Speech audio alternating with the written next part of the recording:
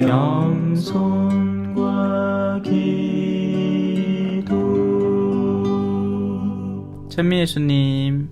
그때 제자들과 함께 식탁에 앉으신 예수님께서는 마음이 산란하시어 드러내놓고 말씀하셨다. 내가 진실로 진실로 너희에게 말한다. 너희 가운데 한 사람이 나를 팔아넘길 것이다. 제자들은 누구를 두고 하시는 말씀인지 몰라 어리둥절하여 서로 바라보기만 하였다. 제자 가운데 한 사람이 예수님 품에 기대어 앉아 있었는데 그는 예수님께서 사랑하시는 제자였다. 그래서 시몬 베드로가 그에게 고갯짓을 하여 예수님께서 말씀하시는 사람이 누구인지 여쭈어 보게 하였다. 그 제자가 예수님께 더 다가가 주님, 그가 누구입니까? 하고 물었다. 예수님께서는 내가 빵을 적셔서 주는 자가 바로 그 사람이다 하고 대답하셨다. 그리고 빵을 적신 다음 그것을 들어 시몬 이스카리옷의 아들 유다에게 주셨다. 유다가 그 빵을 받자 사탄이 그에게 들어갔다. 그때 예수님께서 유다에게 말씀하셨다. 내가 하려는 일을 어서 하여라. 식탁에 함께 앉은 이들은 예수님께서 그에게 왜 그런 말씀을 하셨는지 아무도 몰랐다.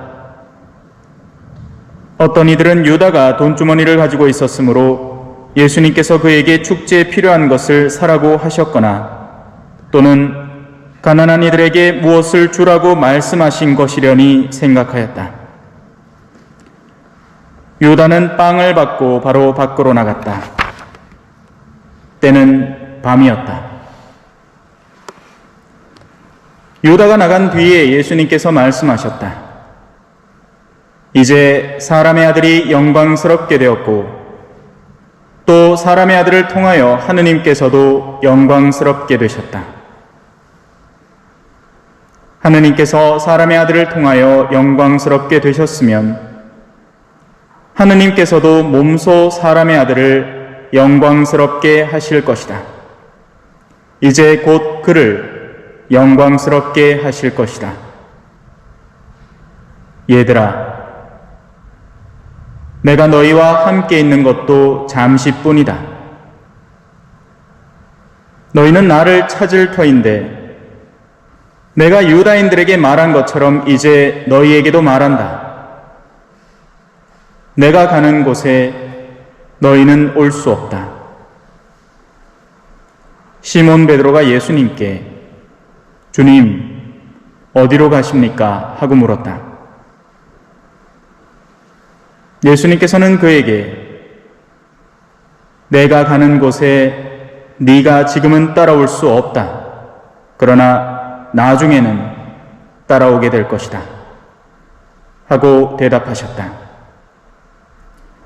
베드로가 다시 주님, 어찌하여 지금은 주님을 따라갈 수 없습니까? 주님을 위해서라면 저는 목숨까지 내놓겠습니다. 하자 예수님께서 대답하셨다.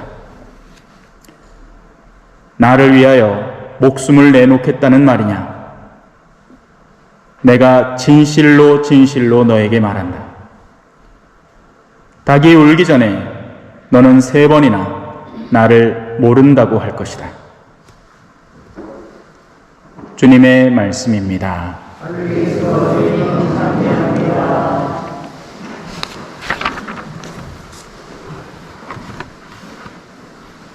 여러분들이 하려는 일을 어서 하십시오. 우리 각자는 하고자 하는 일을 하기 마련입니다. 예수님은 알고 있었고 그것이 이루어지도록 허락하셨습니다.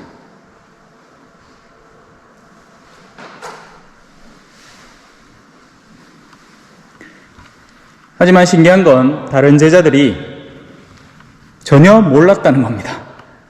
그만큼 예수님은 알면서도 모르는 척을 하신 거죠.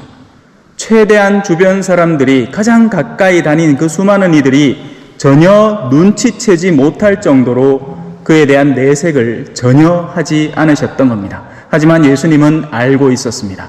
처음부터 끝까지 알고 있었습니다.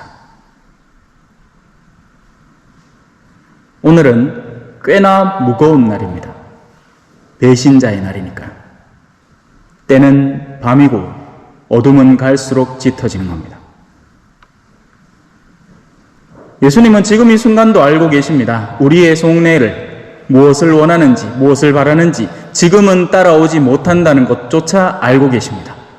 하지만 그 뒤에는 우리의 결정에 따라서, 우리의 결심에 따라서 따라올 수도 아닐 수도 있다는 것도 알고 계시죠. 제가 무슨 말하는지 잘 모르겠죠? 모르는 게 정상입니다. 예. 주님께서 나를 모태에서부터 부르시고 어머니 뱃속에서부터 내 이름을 지어주셨다. 사제로 일하면요, 모르는 게 많습니다. 저는 참외 모종을 어떻게 하는지도 모르고요, 언제 수확을 해야 되는지도 모르고요, 비닐하우스를 어떻게 설치해야 되는지도 모르고요, 아무것도 모릅니다. 하지만 아는 건 압니다. 그렇기에 사제로서 일을 하죠. 여러분들 중에 참외를 재배하는 분은 참외 새싹만 봐도 야가 의외되겠다 싶은 감을 잡을 겁니다. 비닐하우스 지어놓은 상태를 보거나 통풍을 보거나 온도가 어떻게 변화되고 있는 걸 보거나 한 번만 쓱 들여다보면 아, 이 집 제대로 하네. 아이고, 이 집 참외는 얼마 못 가겠네. 아이고, 이 집 참외는 씨알이 별로 안 굵겠구만. 대충 압니다. 맞죠? 와 모를까요? 몇십 년을 그걸 해왔잖아요. 저는 사제입니다. 사제는 뭐 하는 사람일까요? 뭐 하는 사람 같아요? 사제는 뭐 하는 사람입니까? 신자들하고 맞물어 다니는 사람이에요? 사제는 뭐 하는 사람이죠? 사제는 그냥 행정가입니까? 사제는 영혼을 다루는 사람입니다. 사제는 인간의 내면을 바라보는 사람입니다. 그래서 압니다. 무엇을 하려는 사람인지, 무엇을 의도하고 있는지, 무엇이 그의 최종 목적인지, 그것이 허영인지, 금전인지, 권력인지 안단 말입니다. 모르지 않아요. 그저 모르는 척을 시도할 뿐이죠. 사람은 자기 자신을 속이지 못합니다. 드러내요. 그래서 그를 이끌어주려고 시도를 합니다. 바람이 있지 않으면 왜 이런 시도를 하겠습니까? 저마다 생각하는 길이 다 올바른 길이라면 왜 무언가를 바로 세우려고 하겠어요? 왜 그분께서 내 입을 날카로운 칼처럼 만드시고 당신의 손 그늘에 나를 숨겨주셨다. 나를 날카로운 화살처럼 만드시어 당신의 화살통 쪽에 감추셨다. 왜 이런 일을 할까요? 그냥 그대로 저마다 좋은 게 다 좋은 것이라면 수정할 이유가 없잖아요. 네 생각, 그래. 그래서 예수님은 유다에게 얘기하죠. 네가 하려는 일을 해라. 왜 그런지 아세요? 세상에 그 어떤 일들이 일어난다 하더라도 결국 하느님이 이기기 때문입니다. 이게 정말 재미있는 부분인데요. 최종적으로 하느님이 반드시 이깁니다. 그렇기에 이 세상에서는 어떤 일이 일어나더라도 놀랄 이유는 없는 거죠. 아, 일어나야 될 때가 되어서 이제 이런 일들이 일어나고 있구나 하는 것을 감만 잡으면 됩니다. 아, 이제 내 몸이 아플 때가 되었구나. 아, 내가 이제 재산을 잃을 때가 되었구나. 아, 나의 교만이 꺾일 때가 되었구나. 아, 내가 추구하던 것이 이런 종류의 허영이라서 그것이 상처받는 그때부터 내 마음이 지금부터 이렇게 아픈 거구나. 이해를 해야 되는데 사람들은 고집을 꺾지 않죠. 오늘 유다처럼 말이에요. 예수님이 오늘 복음안에서 몇 번이나 유다가 이해하게끔 제발 그렇게 하지 말아다오라는 손을 내밀고 있는지 한번 보실래요? 내가 진실로 진실로 너희에게 말한다. 너희 가운데 한 사람이 나를 팔아넘길 것이다. 이 대사를 다른 제자들은 아무도 모릅니다. 누가 알까요? 유다는 분명히 알고 있습니다. 자기 자신의 마음을 속일 수 없기 때문에, 자기 자신이 지금 의도하고 있고 계속 담아두고 있고 실행하려고 준비 중이기 때문에 이 말을 듣는 순간 원래는 이렇게 생각해야 맞습니다. 들켰구나. 그러면 조금이라도 빛으로 다가서려는 움직임이 있다면 설령 주님을 따로 불러서 몰래 얘기를 하더라도 주님, 죄송합니다. 용서해 주십시오. 다 되어야 됩니다. 하지만 이 영혼은 안타깝게도 자신의 고집을 계속해 나갑니다. 특히나 돈을 다루고 있는 자였기 때문에 그 돈에 대한 욕구는 만만치 않을 정도로 강하게 집착이 붙어 있는 거죠. 예수님은 모르지 않습니다, 그걸. 제자들이 서로 묻죠. 모르는 사람들끼리 서로 묻습니다, 그죠? 이거 어찌해야 되노, 저거 어찌해야 되노, 그죠? 예. 만약에 제가 참외 농사를 여기서 시작을 한다, 그러면 누구한테 물어야 되겠어요? 참외 농사 베테랑한테 물어야겠죠. 내 인자 시작하는데 복돌이 앞에다 딱 대다 놓고, 복돌아, 내가 참외 모종을 어디 접붙여야 되겠노? 딴 데다 접붙일까? 사과나무에 접붙일까? 어디 배나무에 접붙일까? 하면 복돌이 뭐라 하겠어요? 개소리 하지 않겠어요? 맞습니다. 쥐도 모르는 소리, 내도 모르는 소리 서로 하고 있는 거죠. 누구한테 물어야 되겠어요? 그걸 아는 분에게 물어야 됩니다. 우리의 영혼이 어디로 갈까요? 우리끼리 물어서 뭐합니까? 우리끼리 무엇이 옳은가를 따져서 뭐합니까? 그걸 아는 분에게 물어야죠. 그거 하자고 신호도 하는 거예요, 여러분. 신호들하는 건 그런 겁니다. 성령의 빛을 조명받아서 우리가 어떻게 우리의 교회상을 이끌어갈 것인가를 한번 이야기 나누어 보자라는 것이죠. 하지만 시작부터 안 될 걸 저는 아는 겁니다. 그럴 의도가 없기 때문이죠. 만약에 다른 걸 시도했으면 그건 됐을 거예요. 세상의 스승이 자기를 따라오라고 하면 사람들은 그 사람을 따라갑니다. 하지만 주님이 우리를 부르실 때를 우리가 모른다면 그 순간은 빛이 꺼져버리고 맙니다. 기회는 매일 오지 않거든요.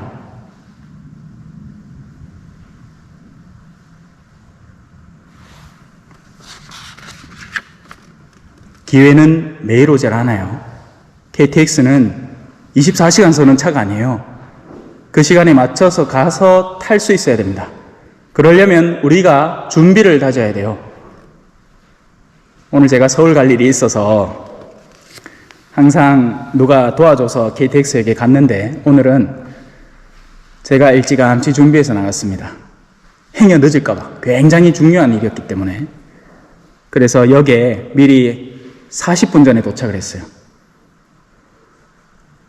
그리고 한 10분 전쯤에 나가서 화장실 들렀다가 이제 역사에 가서 또 KTX 금방 지나가잖아요. 김천구미역은. 맞죠? 그라이 배놓고 있어야 됩니다. 갱상도 말로. 기다리고 있어야 되죠. 그래야 그 기차 타고 가죠. 가서도 일찌감치 도착을 해서 기다렸어요. 제 차례가 올 때까지.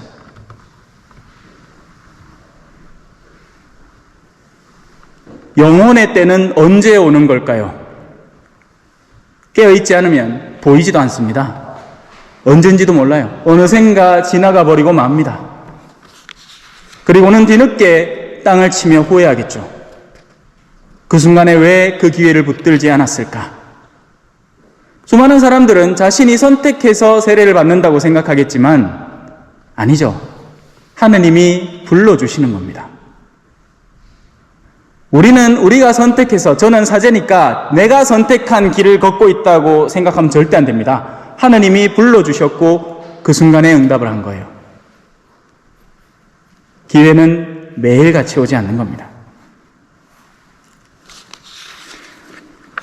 그래서 그 하느님은 무엇을 의도할까요? 자, 지금 설명해야 될 게 두 가지가 있습니다. 하나는, 자, 유다로 인해서 예수님 어떻게 되죠? 십자가에 못 박히죠. 처절하게 실패하는 모습을 보입니다. 그죠?